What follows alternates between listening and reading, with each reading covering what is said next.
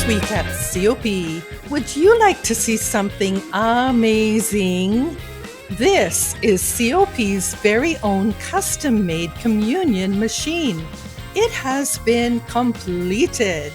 The next step is testing the sealing mechanism on our own machine to make sure we have no more leaks when we get our communion emblems.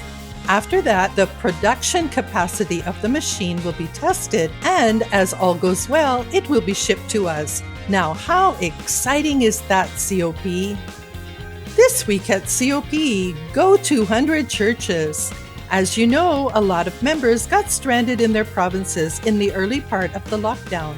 That, in fact, is exactly how COP Romblon got started. Well, today let's look at the blooming Go groups in the Bicol region. One member was stranded in Legazpi. She took advantage of the lockdown to finish all of her levels and started sharing the gospel. Soon, a Go group started that grew to 10 members.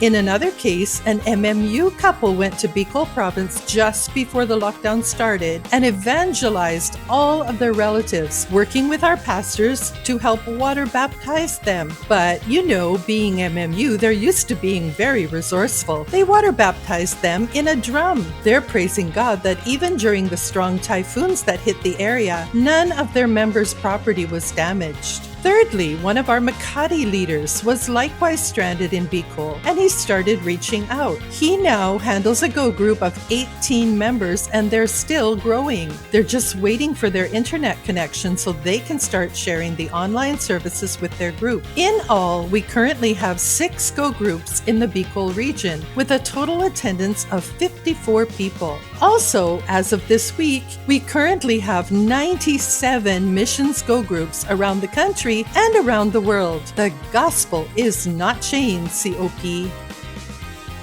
This week at COP, would you like to see COP Naik with your own eyes? Well, the building has been prefabricated and is now being packed up and shipped to the Philippines. Meanwhile, here in Naik, foundations have been laid, footing tie beams have been constructed, and the concrete pedestal is now ready for its steel members. It won't be long before this building will be up and full of worshipers. This week at COP Hawaii, a first water baptism service in the ocean. They had long been planning for this, but pandemic restrictions hindered them. Now, 8 people were water baptized on a somewhat rainy day with some awesome-looking waves coming in. Congratulations, Pastor Jason, and to all who were baptized.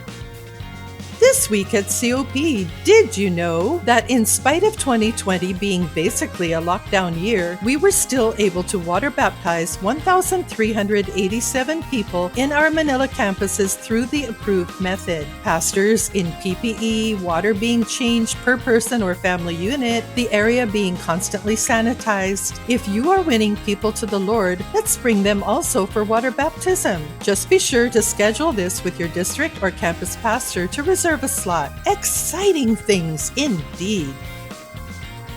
This week at COP, the mighty men in uniform have been reaching out, first seeing 523 military souls saved, and then following that up with another 302 souls saved. The MMU are on the move.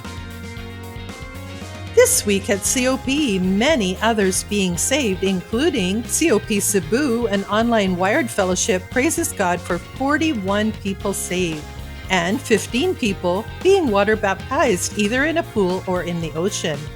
In District 20, online evangelism produced 31 souls saved, all of whom have immediately attended First Truths. In Districts 9, 10, and 11, we rejoice with 102 saved online, some already attending Go groups in their area. From our youth department, architect Donna Rabe opened an opportunity to share with her students and praise God for 60 people saved.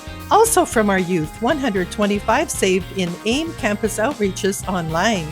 COP Romblon praises God for 50 people saved at what started out as a feeding to a mountain tribe. Later, the chieftain agreed to have a Bible study started every Monday.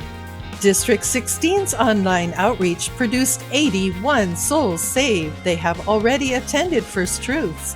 Districts 7, 8, and 12 praise God for 104 saved in their trio opportunities online. This week at COP's feeding program, Metrobank Foundation, in cooperation with Ronald McDonald House of Charities, partnered with our Daily Manna Foundation, and we were able to distribute 1,500 McDonald's Happiness in a Box meals in Aroma and Happy Land. This week at COP, we praise God for the harvests of our brothers and sisters and rejoice with them as they dedicate them to the Lord. The Babanto family of COP Davao dedicated their house and lot, together with a motorcycle. Beautiful fresh air. The Cantil family dedicated their Toyota Conquest. Cha Kahiwat dedicated her Hydro Pure Water business, and Adrian Ko his motorcycle. In COP Cebu, Ray Berdin dedicated his motorcycle, together with his Go Group leader and the new believers who now regularly attend with him from Fortress 91.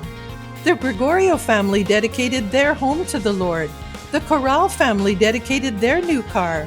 From Maine, Manlo and Joe, faithful ushers, dedicated their half-price blessing Land Cruiser to the Lord. Again, from COP Cebu, we thank God for the farmland dedicated by Doc Agonaldo and his family. This land contains several kinds of fruit-bearing trees. Elisa Ganadillo dedicated her house. And finally, Brother Louis of the Kohathite Ushers testified as he dedicated his bright orange Wigo that God has restored to him a new car since his old one was submerged in the flooding following the typhoons a couple of months ago. It has been another great week at COP.